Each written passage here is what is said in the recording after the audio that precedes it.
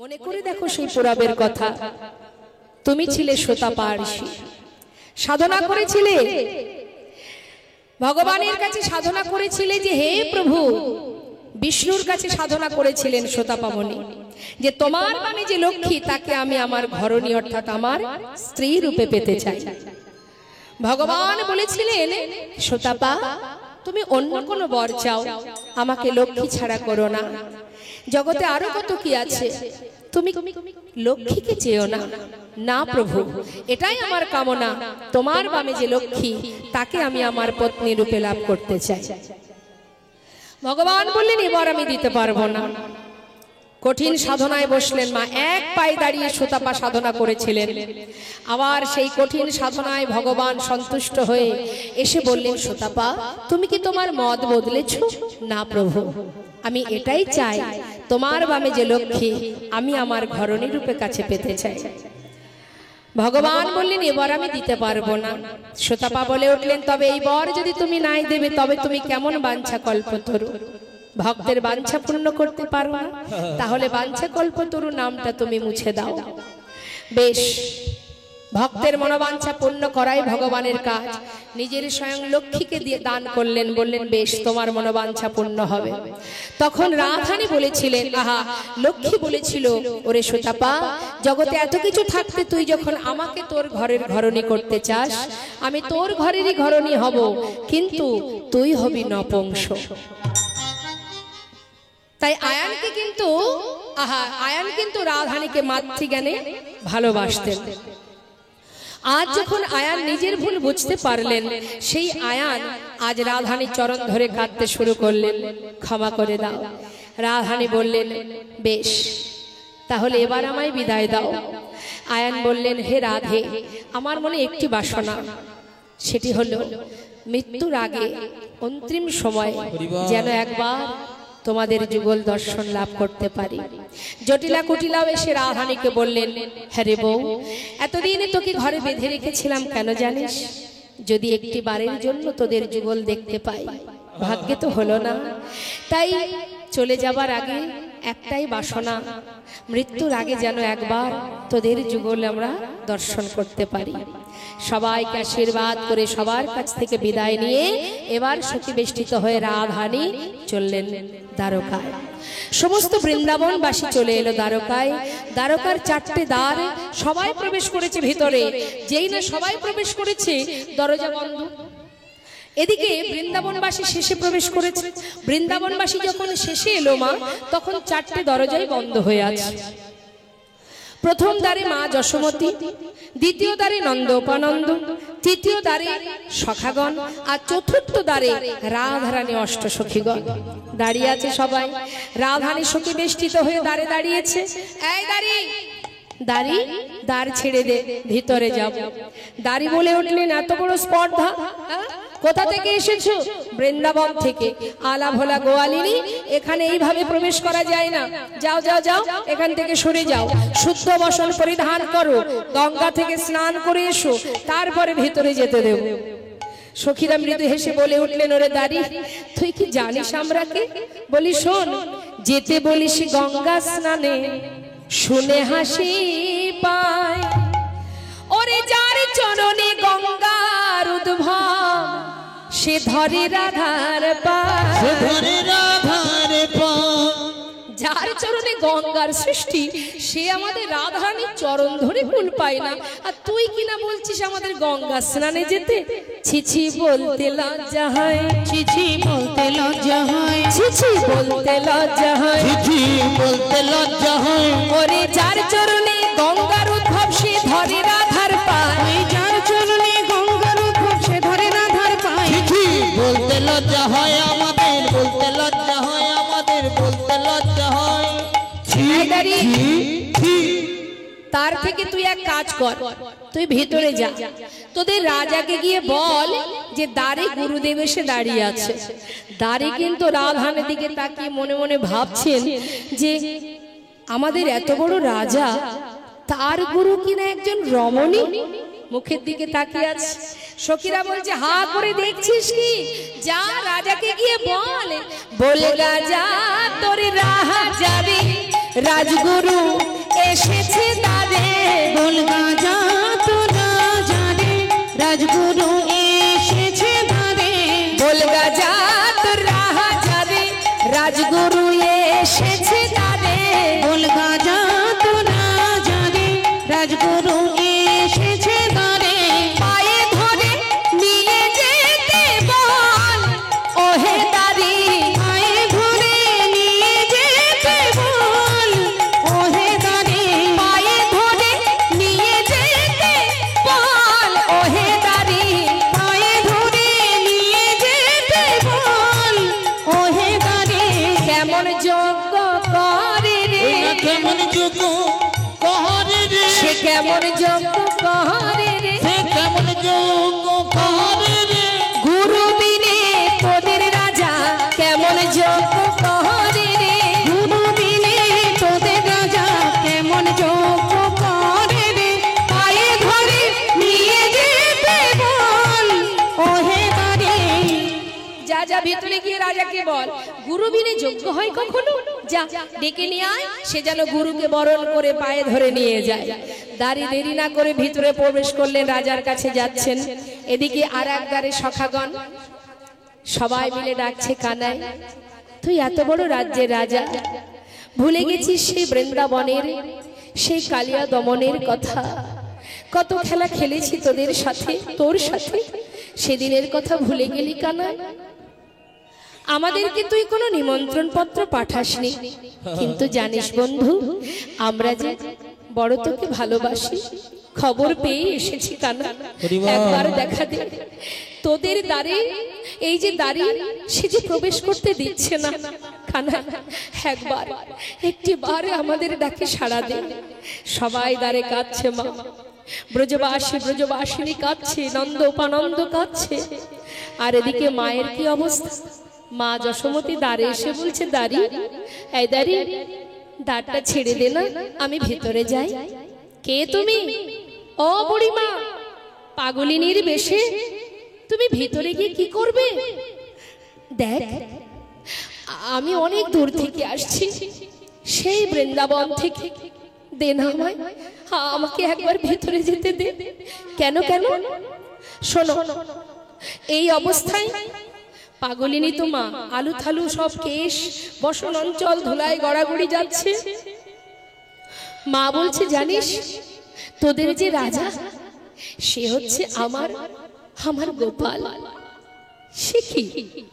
আমাদের রাজার মা হবেন রাজরানী রাজমাতা সেখানে এমন পাগলিনী হতে যাবে শোনো শোনো বুড়িমা নিশ্চয়ই তোমার মাথা খারাপ হয়ে গেছে শোনো তুমি এক কাজ করো ওই দূরে বসে থাকো আমাদের রাজা বড় দয়াল জানো তো যজ্ঞ শেষ হলে আমি তোমায় ডাকবো তোমার মনে যা ইচ্ছা তুমি মহারাজের কাছ থেকে চেয়ে নিও কেমন এখন দূরে গিয়ে বসো তবে চলে যেও না কেমন ওইখানে বসে থাকো জানিস দাঁড়ি এই জগতে প্রত্যেকটি মাতার সব থেকে মূল্যবান সম্পদ হলো সন্তান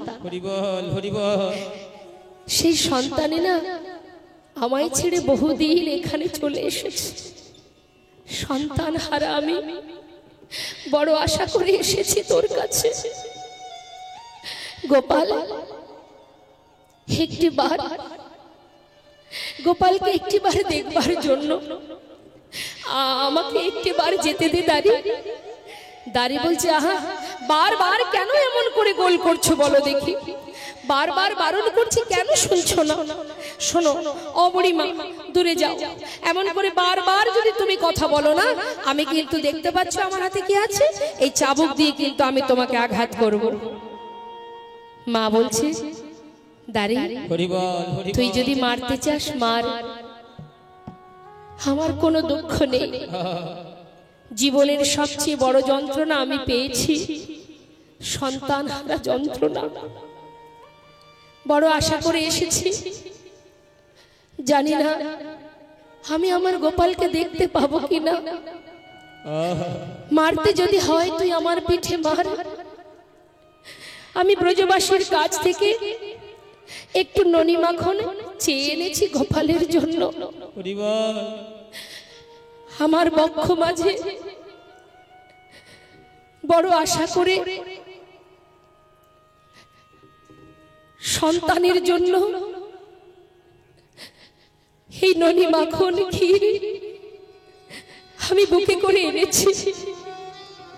মারতে যদি হয় আমার পিঠে মার, তবে দাঁড়িয়ে একটি বার আমায় যেতে দে। একবার আমি আমার গোপালকে দেখে আসি। দেনাই দাঁড়িয়ে একবার যেতে দে। মা যশোমতী যতবার দাঁড়ির কাছে গিয়ে তার করজোড়ে অনুনয় বিনয় করছে, দাঁড়ি তত রেগে উঠছে।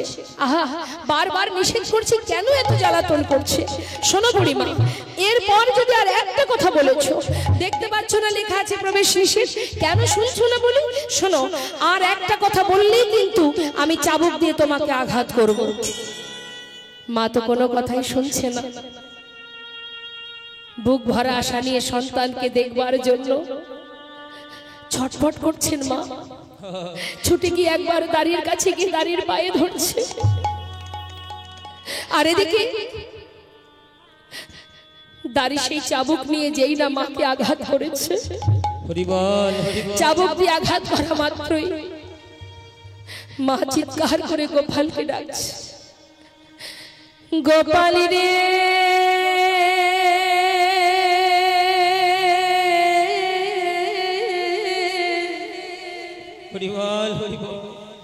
গোপাল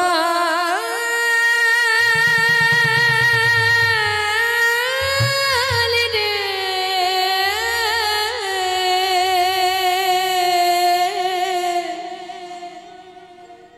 সারা দে গোপাল সারা দে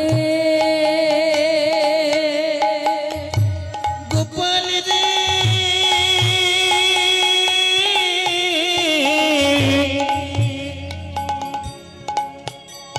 একবার সারা দে গোপাল সারা দে গোপাল রে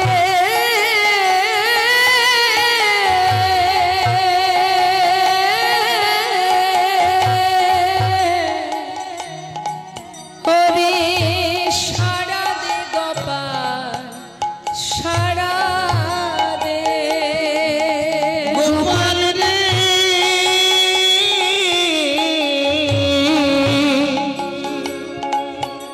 একবার সারা দে গোপাল সারা দে অভাগিনী মা তো অভাগিনী মা তো অভাগিনী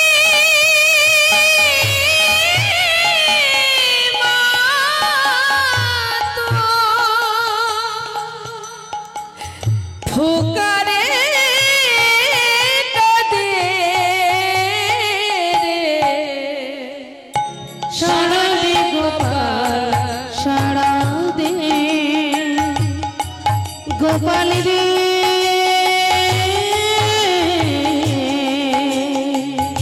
সারা দে গোপাল সারা দে কাঙালিনী বলে কি দিবি না সারা, নয়নের মনির তুই নয়ন হারা।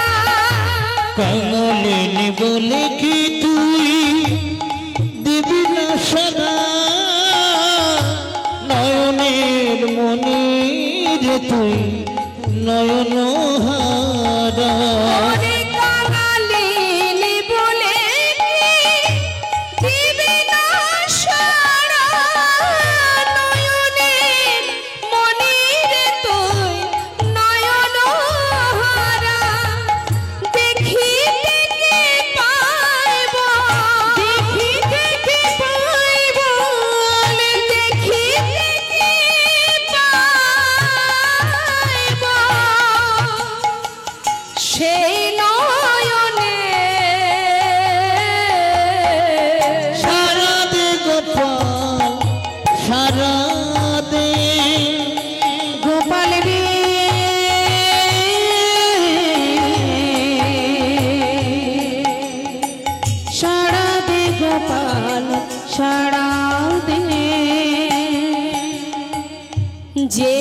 বাঁশি বাজিয়েছিলে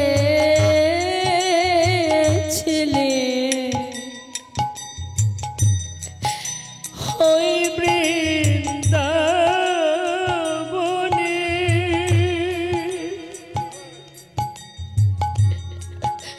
হরে গোপাল,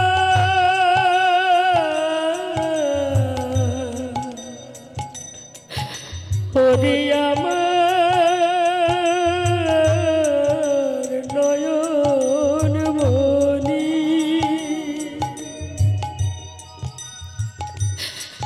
সারা দে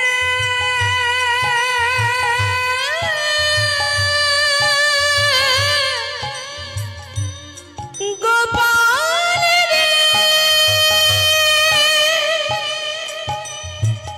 হরে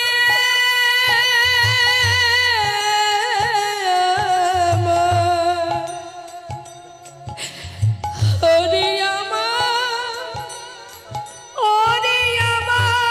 নয়ন মনি, ওরে আমার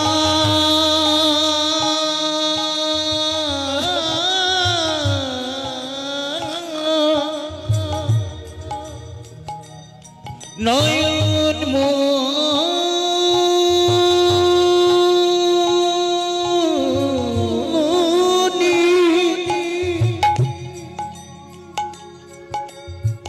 শুধু একবার দেখে যারে আমার প্রাণে,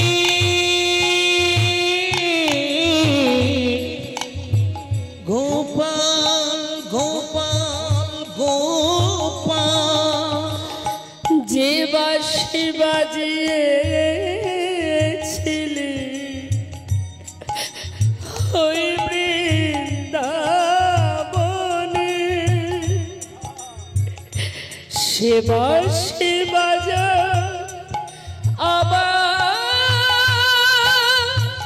সবারে কানে, ওরে তোর বিরহেতে কাঁদে অলিকুল, শ্রীদাম সুদামে কেঁদে হয়েছে ব্যাকুল, তোর বিরহেতে কাঁদে অলিকুল, শ্রীদাম সুদাম কেঁদে হইয়া ব্যাকুল, সোনার ব্রজয়া, সোনার ব্রজয়া, সোনার ব্রজয়া, সোনার ব্রজয়া, আধার হলো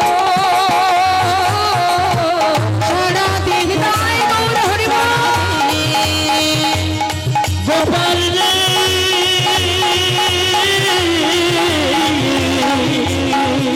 সারা দে গোপাল, সারা দে গোপাল রে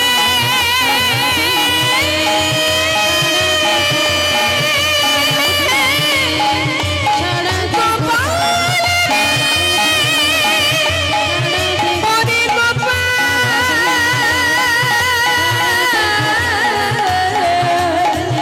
হরে গোপাল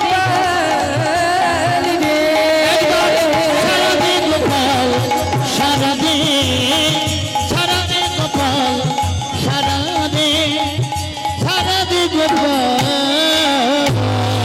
সারা দে।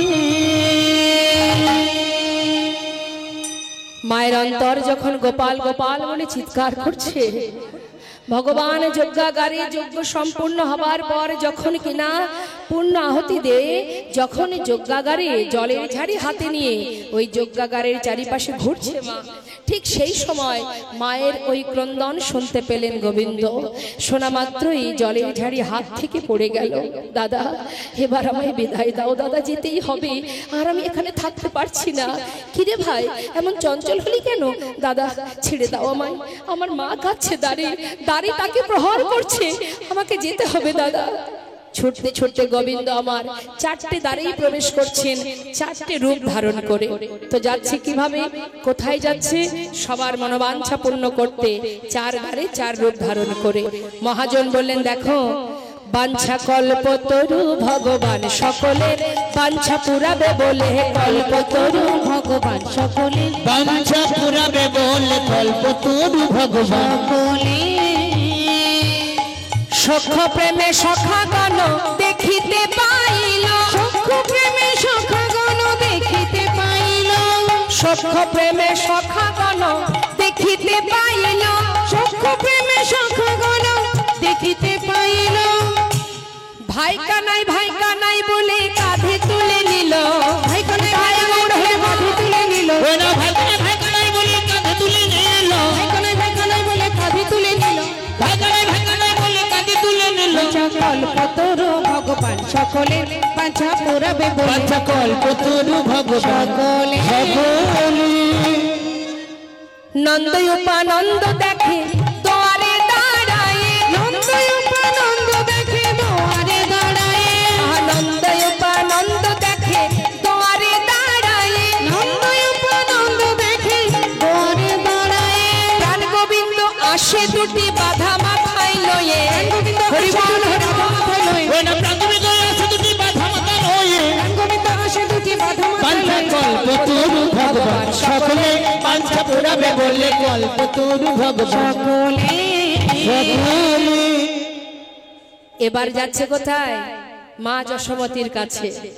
বাৎসল্য ভাবেতে গেল মা যশোদার কোলে, বাৎসল্য ভাবেতে গেল মা যশোদার কোলে, বাৎসল্য ভাবে গেলেন মা যশোদার কোলে, ঈশ্বর নবনী দেয় গোপালের বদনে, ভীষণ হরি বল হরি বল। গোপালের বদনে, ওই না কৃষ্ণ বনে যায় গোপাল বদনে, ভীষণ বনে যায় গোপালের বাঞ্ছা বদনে। কল্পতরু ভগবান সকলে বাঞ্ছা পুরাবে বলে কল্পতরু ভগবান সকলে সকলে।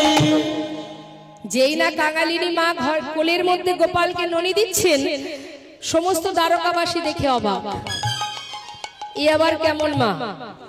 আমাদের এত বড় রাজা মহারাজ, তার মা এমন কাঙালিনী কেন হতে যাবে? সে তো মাতা দেবকী, হ্যাঁ, তিনিই তো আমাদের গোবিন্দের কৃষ্ণের মা। দেরি না করে সঙ্গে সঙ্গে খবর চলে গেল মা দেবকীর কাছে।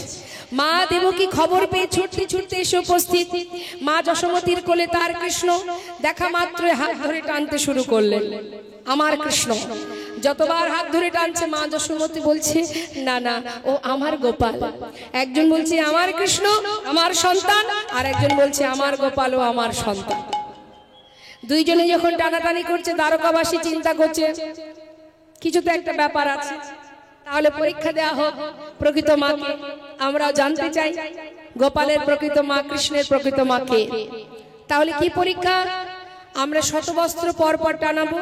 বস্ত্রের এক ধারে থাকবে আমাদের মহারাজ, আর এক ধারে থাকবে দুই মা। যে মা তার স্তনদুগ্ধ এই শতবস্ত্র ভেদ করে গোবিন্দের বদনে দিতে পারবে, সেই তো প্রকৃত মা। তাই হবে। এখন মা দেবকী মনে মনে চিন্তা করছে, কারাগারে আমি নিজে কৃষ্ণকে যখন জন্ম দিয়েছি, আমার তো আর পরীক্ষার কোনো বিষয় নেই, কারণ আমি নিশ্চিত সে আমার সন্তান। মা গর্ব ভরে বলে উঠলেন, পরীক্ষা আমি আগে দেব। বেশ, তাই হবে। ভগবান সবকিছু সইতে পারেন, অহংকার তো সইতে পারেন না মা। না পারেন চোখের জল সইতে, না পারেন অহংকার সইতে। অহংকার যখনই যে মুহূর্তে যে কারণের মধ্য দিয়েই হোক না কেন, সেই সময় থেকেই কিন্তু তোমার পতন একটু একটু করে হতে শুরু হবে। তাই অহংকার করা যাবে না। আর ভগবান অহংকার মোট্ট সইতে পারেন না। একবার মা যশোমতী গোপালকে উদুকলে বাঁধার জন্য, মানে ব্রজবাসীরা প্রতিদিন এসে নালিশ জানাতেন, তোমার গোপাল ননির ভাণ্ড ভেঙে দিয়েছে, বাছুরি ছিঁড়ে গাভীর দুগ্ধ পিয়ায় দিয়েছে। হ্যাঁ, প্রতিদিন নালিশ শুনতে শুনতে মা মনে মনে ভাবে, আমার ছেলেটা যার নবলক্ষ ধেনু, এত ক্ষীর স্বর্ণ মাখন, তারপরেও কেন অন্যের বাড়িতে গিয়ে এমন করে ক্ষতি করে দেয়? কেন? আমার কি এখানে খাওয়ার অভাব আছে? কেন যাবে? কিন্তু প্রকৃতভাবেই আপনারা বিচার করে দেখুন, ভগবান কৃষ্ণ যে অন্যের ঘরে ননি চুরি করে খায়, সত্যি কি তিনি চুরি করেন মা? চুরি তো করেন না। তার জন্য, তার সেবার জন্যই তো তিনি শিখায় তুলে রাখেন ব্রজবাসীরা, হে ভগবান তোমার সেবার জন্য এই ভাণ্ডটি রইল। তাই তো? তো সেই নলিটাই তো গিয়ে গোবিন্দ খান, তার জন্য রাখে, তাই সে সেবা করেন। কিন্তু কি হয়, কাউকে না বলে সেবা করেন, এই জন্য অপরাধ হয়ে যায়, চুরি করেছে। হ্যাঁ, এখন মা যশোমতী উদুখলে বাঁধছে, কেন? তার মায়ের ভিতরে যে সন্তানের প্রতি বাৎসল্য প্রেম, সেটা কিন্তু আর নেই, রাগ হয়ে গেছে, শাসন করবে ছেলেকে, তাই ক্রোধান্বিত হয়ে গোপালকে উদুখলে বাঁধছে। যত গাভী আছে, ধেনুবৎস যত ছিল, সবার রজ্জুগুলো একটার সঙ্গে একটা বেঁধে গোপালকে যতবার উদুখলে বাঁধতে যায়, ততবার দুই অঙ্গুলি ফাঁক থেকে যায়। সন্তানের প্রতি যে অনুরাগ, যে বাৎসল্য প্রেম, সেটা তো আজ তার ভিতরে নেই। সেই ভালোবাসা, সেই বাৎসল্য প্রেম, সেই ভক্তি নেই বলেই বারবার কিছুতেই বাঁধতে পারছে না। মা যখন বারবার বাধা সত্ত্বেও ছেলেকে শাসন করবার জন্য বাঁধতে পারলেন না, তখন মা নিজেই কেঁদে উঠলেন, চোখে জল পড়ছে, কাঁদছেন মা, আর বলছে, গোপাল, আমি তোকে বাঁধতে পারলাম না বাবা, আমি হেরে গেলাম। যেই দেখেছে মায়ের চোখে জল, স্বয়ং গোবিন্দ নিজে ছুটে এসে মায়ের গলাটা জড়িয়ে ধরেছে। মা, কে বলেছে তুমি বাঁধতে পারোনি? এই তো আমি তোমার কাছে বাধা পড়ে আছি। তাই ভগবান অহংকার কখনো সইতে পারেন না মা। এখন মা দেবকী ভাবছেন, আমি সন্তানকে জন্ম দিয়েছি, আমি তো মা, এর আবার পরীক্ষা কি আছে? বেশ, তাই হোক, সবাই চাইছে পরীক্ষা দিতে হবে। মা দেরি না করে এবার পরীক্ষা দেবেন বলে দাঁড়িয়েছেন। মহাজন বললেন, দেখো দেখো, আজ গর্বে দেবকী সস্তন ধরে, গর্বে দেবকী সস্তন ধরে, আজ গর্বে দেবকী সস্তন ধরে, গর্বে দেবকী সস্তন ধরে, প্রথম বসন ভেদি না করে, প্রথম বচন ভেদ না করে, প্রথমে বচন ভেদ না করে, ভেদ হলো না, ভেদ হলো না, ভেদ হলো না, ভেদ হলো না, প্রথম বসন ভেদ হলো না, প্রথম বচন ভেদ হলো না, প্রথম বসন ভেদি না করে, প্রথম বসন ভেদে না করে, প্রথম বচন ভেদ না করে। অহংকার পরাজিত হয়ে গেল মা। যেই না পরাজিত হলো, সবাই বললেন, তাহলে এবার যশোমতী তুমি এসো, পরীক্ষা দিয়ে যাও। মা যশোমতী মনে মনে ভাবলেন, গোপাল, জানি না আজকের পরীক্ষায় আমি জয়ী হতে পারবো কিনা, তোর মা হতে পারবো কিনা। জগতে সবার কাছে যদি প্রমাণিত হই যে আমি তোর মা নই, কিন্তু আমি তো জানবো যে তুই আমার একমাত্র সন্তান। মা পরীক্ষায় দাঁড়িয়ে চোখের জলে বুক ভাসিয়ে কাঁদছে। যেখানে ভক্তি সেখানেই তো ভগবান। গোপাল গোপাল গোপাল বলে মায়া মা কাঁদিতে লাগিল, শত বস্ত্র ভেদ করে দুগ্ধ দেখো বদনে পড়িল। গোপাল গোপাল গোপাল বলে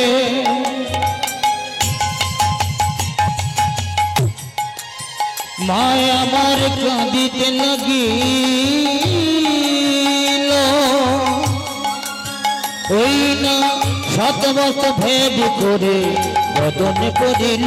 দেখো ভাসাইয়া দিল, ভাসায় দিল, ভাসাইয়া দিল, ভাসায় দিল, নয়নে জলে ভাসাইয়া দিল, নয়ন জলে ভাসায় দিল, দেখো কপালের বদন ভাসাইয়া দিল, কপালের বদন ভাসায় দিল, নয়নে জলে দুগ্ধ ঘিরে কপালের বদন ভাসাইয়া দিল, নয়ন জলে দুগ্ধ ঘিরে গোপালের বদন ভাসায় দিল, ওই শতবস্ত্র ভেদ করে বদনে পড়িল।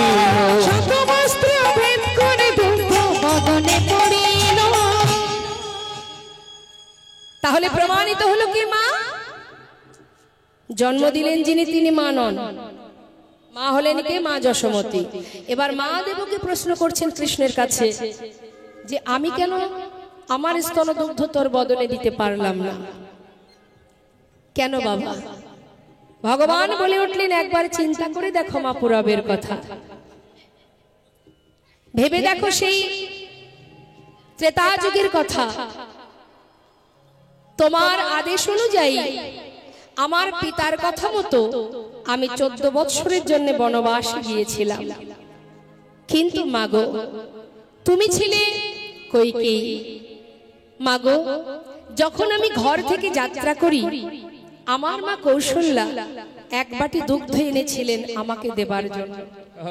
সেই দুগ্ধ তুমি আমায় পান করতে দাওনি। শুধু তাই নয়, 14 বৎসর পর যখন আমি ফিরে আসি, তুমি আমায় বলেছিলে, রাম, তুই তো এ জন্মে আমার সন্তান হসনি। আমি জীবনে যে অপরাধ করেছি, আমি যে ভুল করেছি বাবা, আমার মনে একটি বাসনা, এর পরের জন্মে আমি যেন তোর মা হতে পারি, তোকে যেন গর্ভে ধারণ করতে পারি। আমি বলেছিলাম তাই হবে মা। তুমি হলে দেবকী। কংসের কারাগারে আমি যখন তোমার গর্ভ থেকে ভূমিষ্ঠ হলাম, হওয়া মাত্রই তুমি পিতার কাছে আমাকে পাঠিয়ে দিলে গোকুলে। যখন পিতার কাছে আমায় পাঠিয়ে দিলে, পিতা মাথায় করে যখন আমায় নিয়ে যাচ্ছেন, তার আগে তুমি একটি বারের জন্য আমাকে এক ফোঁটা দুগ্ধ পান করাওনি, যার কারণে আজ আমি তোমার স্তনদুগ্ধ পান করিনি মা। আর মা যশোমতী, তিনি ছিলেন সেই ধরাসতী, যিনি একটি স্তনের বিনিময়ে ঘরে সাধু বৈষ্ণব সেবা দিয়েছিলেন। বৈষ্ণব সেবা দিয়েছিলেন একটি স্তনের বিনিময়ে। তা সেই বৈষ্ণব যখন সেবা দিচ্ছেন মা ধরাসতী, ঘরে বৈষ্ণব এসেছে, ভিক্ষা করতে হবে, দৃঢ় চললেন ভিক্ষায়, কিন্তু কেউ এক মুষ্টি তণ্ডুল দেয়নি। তখন ধরাসতী বলে, স্বামী তুমি ঘরে থাকো, কথায় আছে অতিথি নারায়ণ। তা অতিথি এসেছে, বৈষ্ণব এসেছে, বৈষ্ণব সেবার ব্যবস্থা তো করতেই হবে, তুমি ঘরে থাকো, আমি দেখছি কি করা যায়। সকলের দ্বারে দ্বারে গেলেন, কিন্তু কোথা থেকেও এক মুষ্টি তণ্ডুল পেল না। তাই মনের দুঃখে ধরাসতী মনে মনে ভাবলেন, ঘরে আমার অতিথি, আমি যদি বৈষ্ণব সেবা থেকে বঞ্চিতই হই, তাহলে এই মুখ আমি কি করে দেখাবো? তার চেয়ে ওই নদীর জলে নিজেকে বিসর্জন করে দেওয়াই ভালো। তাই ছুটতে ছুটতে যখন মা সতী ধরাসতী যাচ্ছেন, এমন সময় দেখছেন যে নদীর ধারে একটা সুন্দর দোকান, মুদি দোকান। মুদি দোকান দেখে মনে মনে ধরাসতী ভাবছেন, এই তো সুন্দর একটা দোকান দেখা যাচ্ছে, এখান থেকে না হয় কিছু তণ্ডুল ধার করে নিয়ে যায়, তারপরে কাল এসে দাম দিয়ে যাব। যখনই এসে বললেন দোকানদারকে, দোকানদার আমাকে কিছু তণ্ডুল ধার দেবে, আমি কাল এসে দাম দিয়ে যাব। দোকানদার বললেন, দেখো ধারে তো আর বিক্রি কিনি হয় না, যদি কিছু দিতে পারো তবে তার বিনিময়ে তণ্ডুল পাবে। আমার কাছে কিছু নেই, আমার ঘরে অতিথি নারায়ণ, তার সেবার জন্য আমি এসেছি, আমাকে কিছু তো তণ্ডুল দাও, কথা দিচ্ছি আমি কাল এসে দাম দিয়ে যাব। এটা তো সম্ভব নয়, কিছু দিলে তবেই পাবে, না হলে দিতে পারবো না। বিশ্বাস করো দোকানদার, আমার কাছে কিচ্ছু নেই, আমাকে আজকে তুমি একটু তো তণ্ডুল দাও। তখন দোকানদার বললেন, বেশ আমি দিতে পারি, আমি একটা জিনিস চাইবো তোমার কাছে, তুমি আমায় দেবে? চাইবে? যদি আমার কাছে থাকে আমি নিশ্চয়ই দেব, বলো কি চাই? পারবে তুমি তোমার একটি স্তন কেটে আমায় দিতে? ধরাসতী বলে উঠলেন, এমন কথা বলো না দোকানদার, আমি সতী রমণী, স্তনের অধিকার একমাত্র সন্তানের থাকে, এই অপরাধ আমায় করতে বলো না, আমি তোমার কাছে করজোড়ে মিনতি করছি, তাহলে তণ্ডুল দেব না, চলে যাও। ধরাসতী বিপদে পড়েছে, কোন দিকে যাবে সে? ঘরে বৈষ্ণব সেবা, কি করে ঘরে ফিরবে সে? তখন দোকানদারকে বলে, দেখো তোমার কথা আমি রাখতে পারবো, একটা শর্তে, স্তনের অধিকার একমাত্র সন্তানের থাকে, তাই তুমি যদি একটিবার আমাকে মা বলে ডাকো, তবে আমি আমার একটি স্তন তোমায় দান করব। হরিবল হরিবল। দুহাত বাড়িয়ে বললেন, মা দেখো, এই তো আমি হাত বাড়িয়েছি, দাও মা, তোমার একটি স্তন আমাকে দাও। এই দোকানদার কে মা? দেবাদিদেব মহাদেব। সে একটি স্তন নিজে হাতে কর্তন করে দোকানদারের হাতে দিয়ে তার বিনিময়ে তন্ডুল নিয়ে ঘরে রন্ধন করে যখন সেবা দিচ্ছে, রুধির পড়েছে সম্মুখে। বলে উঠলেন, বৈষ্ণব তুমি অসুচি? করজোড়ে বলে উঠলেন, অপরাধ করে নেবেন না, হরি বল হরি বল। বিশ্বাস করুন আমি অপবিত্র অসুচি নই। আমি যে বড় বিপদে পড়ে একটি স্তনের বিনিময়ে আজ আমি সেবা দিয়েছি। তখন সেই বৈষ্ণব বলে উঠলেন, বৈষ্ণব রূপ ধারণ করে গেছেন স্বয়ং ভগবান। বলে উঠলেন, আমি তো বুঝতে পারিনি তো যে স্তনের বিনিময়ে আজ তুমি আমায় সেবা দিয়েছো, আমি তোমার সেবায় সন্তুষ্ট। তো যে স্তনের বিনিময়ে সেবা দিয়েছো, এর পরের জন্মে সেই স্তন দুগ্ধ আমি তোমার সন্তান হয়ে পান করব। নিতাই গৌর হরি বল হরি বল।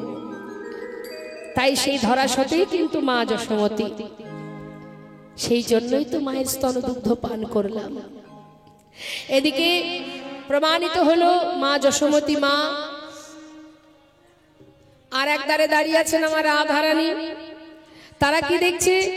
মধুর রসে সখীগণ দেখিতে পাইল, মধুর রসে সখীগণ দেখিতে পাইল, মধুর রসে সখীগণ দেখিতে পাইল, মধুর রসে সখীগণ দেখিতে পাইল, মধুর রসে সখীগণ দেখিতে পাইল।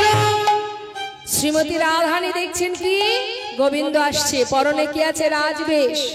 রাজবেশ দর্শন করে রাধারানী কি করলেন? অভিমানে কমলিনী বদন ফিরাই, অভিমানে কমলিনী বদন ফেরাইল, অভিমানী কমলিনী বদন ফিরাল, অভিমানে কমলিনী বদন ফেরাইল। বাঞ্ছা কল্পতরু ভগবান সকলে, বাঞ্ছা পুরাবে বলে কল্পতরু ভগবান। সখীরা বললেন, এই রাধে, যার জন্য আসা সে তো তোর সামনে, এমন করে মুখটা ঘুরিয়ে দাঁড়ালি, কি হলো তোর? তার সাথে কথা বল। শ্রীমতী রাধারানী বলেছে, সখীরে আমি তো কোনো রাজাকে ভালোবাসি নাই, আমি ভালোবেসেছিলাম এক রাখালকে। তাই যা যা ওই রাজাকে চলে যেতে বল, আমি ওই রাজাকে চিনি না। গোবিন্দ বুঝতে পারলেন রাজবেশ রাধারানী পছন্দ করছে না, তাই নিজের রাজবেশ খুলে রাখালের বেশ পরিধান করে রাধারানীর নিকটে এসে তাড়াতাড়ি করে রাধারানীর মান ভাঙাচ্ছেন। কেমন করে? রাধারানীকে ধরলেন, তরাতরি করে ধরে বসাইল বামে, তরাতরি করে ধরে বসাইল বামে, তরাতরি করে ধরে বসাইল বামে, তরাতরি করে ধরে বসাইল বামে, নিজ বসনে মুছাইল রায় মুখ ঘামে, নিজ বসনে মুছাইল রায় মুখ ঘামে, নিজ বসনে মুছাইল রায় মুখ ঘামে, নিজ বসনে মুছাইল রায় মুখ বাঞ্ছা ঘামে। কল্পতরু ভগবান সকলে, বাঞ্ছা পুরাবে বলে কল্পতরু ভগবান সকলে। এবার কি করলেন গোবিন্দ আমার? আনিয়া প্রভাসের জল চরণ ধোয়ালো, আনিয়া প্রভাসের জল চরণ ধোয়ালো, প্রভাসের জল এনে চরণ ধোয়ালেন। মহাজন লীলার পাশে দাঁড়িয়ে বললেন, দেখো গোবিন্দ দাসে কহে প্রভাস তীর্থ যে হইল, গোবিন্দ দাস বলে প্রভাস তীর্থ যে হইল, গোবিন্দ দাস বলে প্রভাস তীর্থ যে হইল। বাঞ্ছা কল্পতরু ভগবান সকলে, বাঞ্ছা পুরাবে বলে কল্পতরু ভগবান। ভাঙিয়া চূড়ার ফুল চরণ সেবা করে, ভাঙিয়া চূড়ার ফুল চরণ সেবা করে, ভাঙিয়া চূড়ার ফুল চরণ সেবা করে, ভাঙিয়া চূড়ার ফুল চরণ সেবা করে, ললিতা মুচুকি হাসে কুণ্ডলতার আড়ালে, ললিতা মুচুকি হাসি কুণ্ডলতার আড়ে, ললিতা মুচুকি হাসি কুণ্ডলতার আড়ে। কল্পতরু ভগবান সকলে, বাঞ্ছা পুরাবে বলে কল্পতরু ভগবান। সখীরা কি বলছেন? হেই মা হে মাতা জানি না, এই মাহে মাতা জানি না, হেই মা হে মাতা জানি না, হে মাহে মাতা জানি না, পুরুষ নারীর সেবা করে, হেই মা হে মাতা জানি না, গুরু নারীর সেবা করে, হে মা তা জানি না। পুরুষ হয়ে নারীর চরণ সেবা করছে, হায় হায়, এমন তো কখনো দেখিনি। রাধারানীর কাছে এসে কি করলে ললিতা সখী, আনিয়া মালতির মালা রায়ের করে দিল, আনিয়া মালতির মালা রায়ের করে দিল, নেনে আর দেরি করিস না রায়, মালাটা পরিয়ে দে বধুর গলায়। বধুর গলায় পরাইয়া বামে দাঁড়াইল, বধুর গলায় পরাইয়া দাঁড়াইল, বধুর গলায় পরাইয়া বামে দাঁড়াইল, কল্পতরু ভগবান সকলের বাঁচা পড়াবে বলে, কল্পতরু ভগবান। রাধা গোবিন্দের লীলাকে এবার আমরা বিশ্রাম রাখবো। শ্রীমতী রাধানী আমার বধুর পাশে দাঁড়ালেন। আমরা এবার প্রভাসের তীরে রাধা গোবিন্দের যুগল দর্শন করব। সবাই মিলে আমরা একসঙ্গে গাইব। সখীরা সবাই মিলে আজ গোবিন্দ রাধা গোবিন্দের যুগল হেরে গুণগান গাইতে লাগলেন। জয় রাধে রাধে বল, কৃষ্ণ কৃষ্ণ বল, রাধে রাধে বল, কৃষ্ণ কৃষ্ণ বল, জয় রাধে রাধে বল, কৃষ্ণ কৃষ্ণ বল, রাধে রাধে বল, কৃষ্ণ কৃষ্ণ জয় বল। রাধে রাধে বল, কৃষ্ণ কৃষ্ণ বল, রাধে রাধে বল, কৃষ্ণ কৃষ্ণ বল, জয় রাধে রাধে বল, কৃষ্ণ কৃষ্ণ বল, রাধে রাধে বল, কৃষ্ণ কৃষ্ণ বল। জয় রাধে জয় কৃষ্ণ, জয় রাধে জয় কৃষ্ণ, জয় রাধে জয় কৃষ্ণ, জয় রাধে জয় কৃষ্ণ। জয় নিতাই জয় গৌর। আমরা নিতাই গৌরী জয়ধ্বনি করব, তারপর ঘরে ফিরব। কিন্তু তার আগে আমরা দুটো ভজন শ্রবণ করে নেব, কারণ অনেকেই অধীর আগ্রহ নিয়ে সবাই, অনেক সখীরা এখানে আছে, সবাই হলুদ সুন্দর সুন্দর হলুদ শাড়ি পরে আছে। তারা সবাই আমাকে বলেছে আমরা কিন্তু একটু সবাই আনন্দ করব, নাচবো। তো আমরা দুটো ভজন গাইবো, আপনারা সবাই আনন্দ করতে পারেন। হ্যাঁ, জয় রাধেশ্যাম, জয় নিতাই জয় গৌর।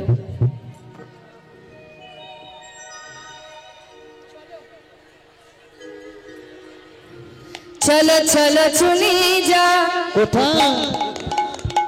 জয় রাধে। হরে কৃষ্ণ। চলো চলো চলে যা, আচ্ছা, একটু সাউন্ডটা লাউড করুন। বৃন্দাবনে চলো রে সবাই, চলো চলো চলে যাই, বৃন্দাবনে চলো রে সবাই। চলো চলো চলে যা, বৃন্দাবনে চলো রে সবাই, চলো চলে যাই, বৃন্দাবনে চলো রে সবাই। শ্রীমতীর সাথে লয়ে, আহা শ্রীমতীর সাথে লয়ে হলি খেলিছে কানাই। চলো চলে যাই, বৃন্দাবনে চলো রে সবাই। চলো চলো চলে যাই, বৃন্দাবনে চলো রে সবাই। সবাই মিলে হাত তুলে।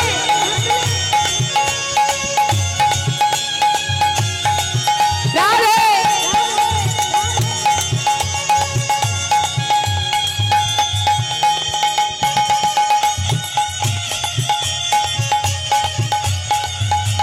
হরি বল, হরি বল।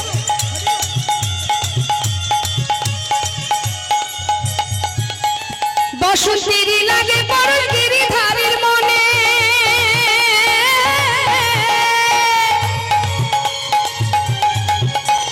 ফাগুন রাঙে খেলে হরি রাধা রানীর সনে। বসন্তের লাগে পরশ গিরিধারীর মনে, ফাগুন রাঙে খেলে হরি রাধা রানীর সনে। রঙিন হলো কানুর রঙে, আচ্ছা, রঙিন হলো কানুর রঙে আয়ানে ধরণী তাই। চলো চলে যাই, চলো চলে যাই, বৃন্দাবনে চলো রে সবাই।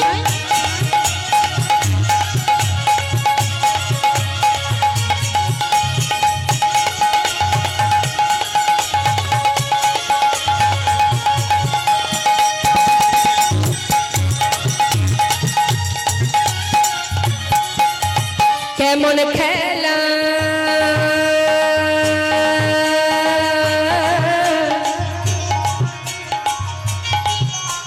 কেমন খেলা খেলে আমার মদন মোহন, মদন মোহন প্রেমের রঙে রাঙায় হয় আবালার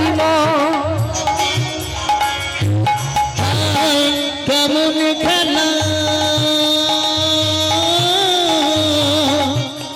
কেমন খেলা ওই কেমন খেলা